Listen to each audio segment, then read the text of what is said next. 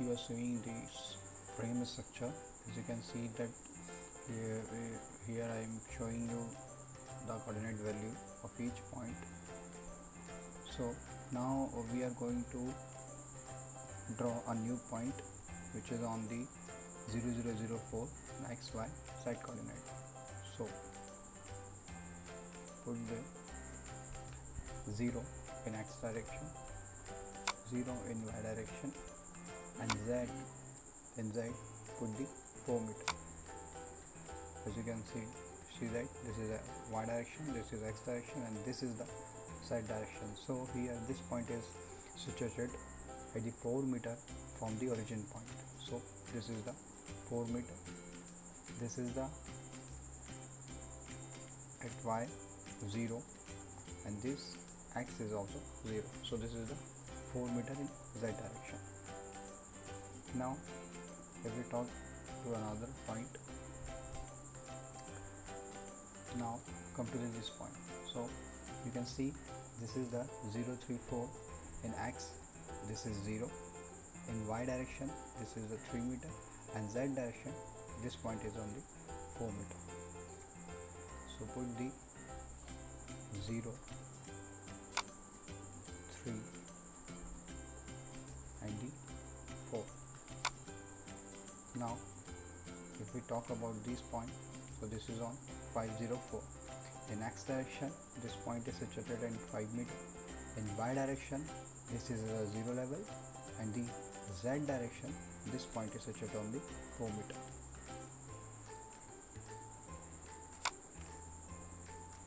In x 5, 0 and 4.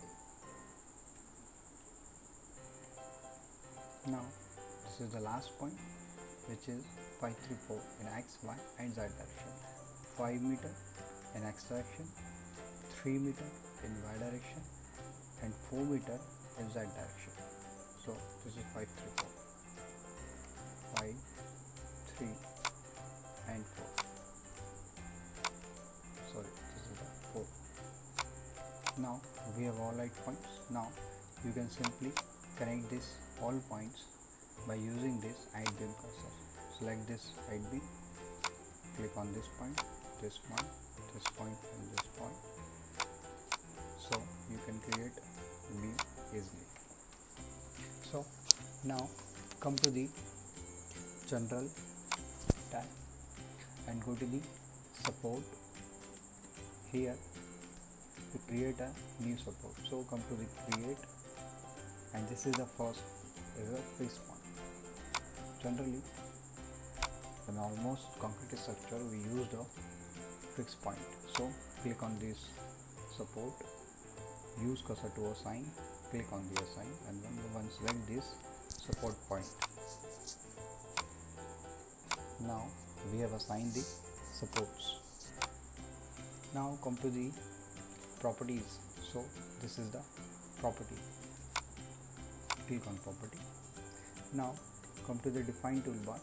So click on the define. Now here is this is a circular and this is a rectangular shape.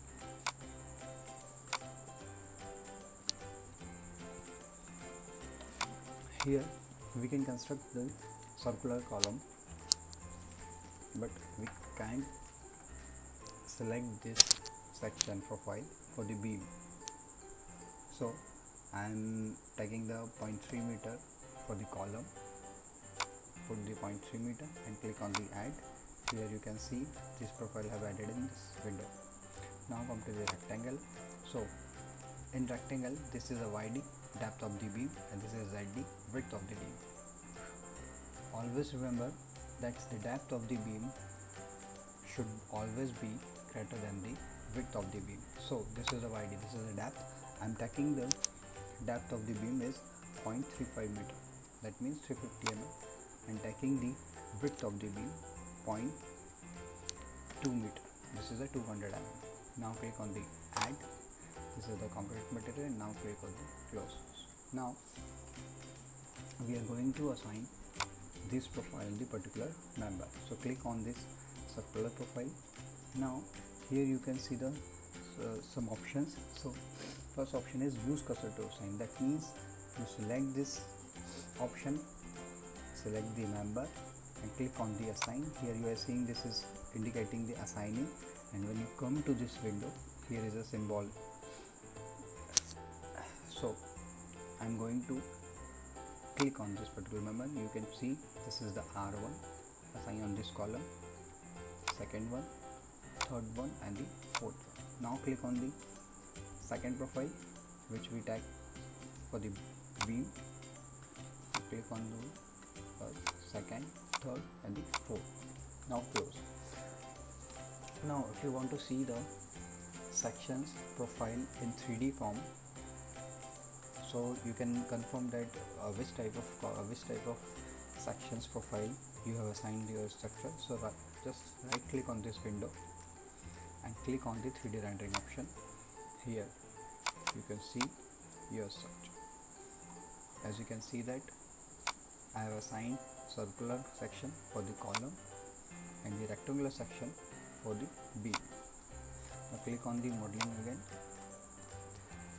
Now very important thing for the analysis is the loads. So click on the general tab, click on the load and definition.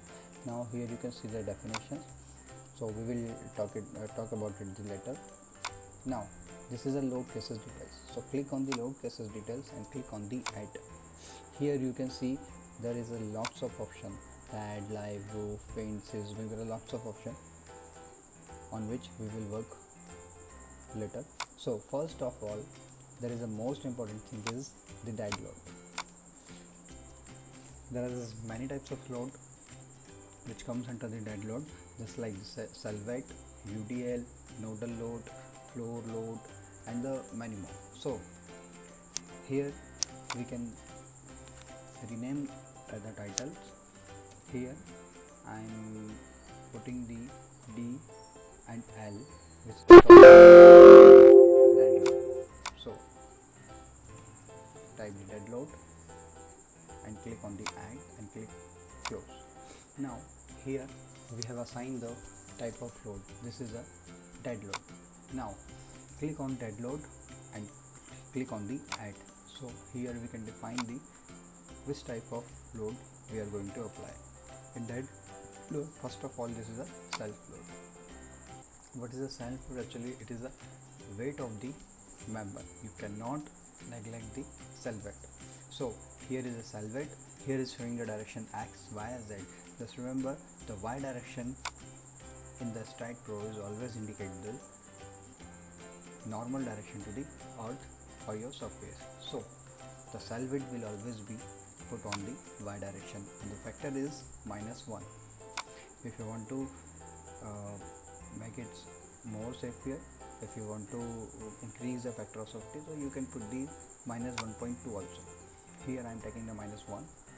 Click on the add and click on the close.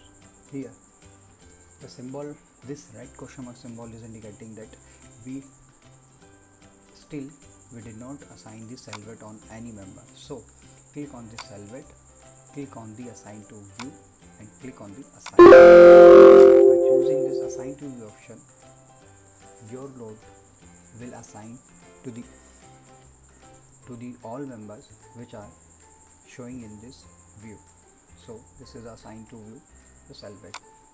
Now I want to put the UDL on this members, so click on the dead load, click on the add. Now the third one is the member load. In member load, just put the force in this box. This is showing the W1, this is the force, so I am putting the -5 kN per meter load in the global Y direction and click on the add and click on the close. Now click on this UDL, click on use cursor to assign, click on the assign and one by one select the members on which you want to put the UDL.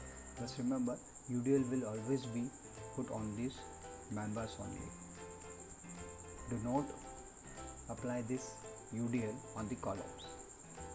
Now we have choose the supports, we have choose the section profiles and we have put the loads also already. Now the last step is analysis and print. So click on this analysis and print, click on the all. It will indicate the all reactions, all nodal displacement on the output report. Click on the add and now click on the close. Finally go to this tab, analyze, click on the run analysis, click on the save.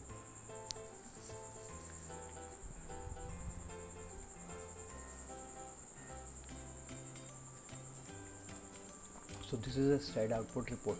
Here you are seeing there is 0 error in this file, 0 warning in this file, and the 0 note in this file. Now click on the view output file and click on the down.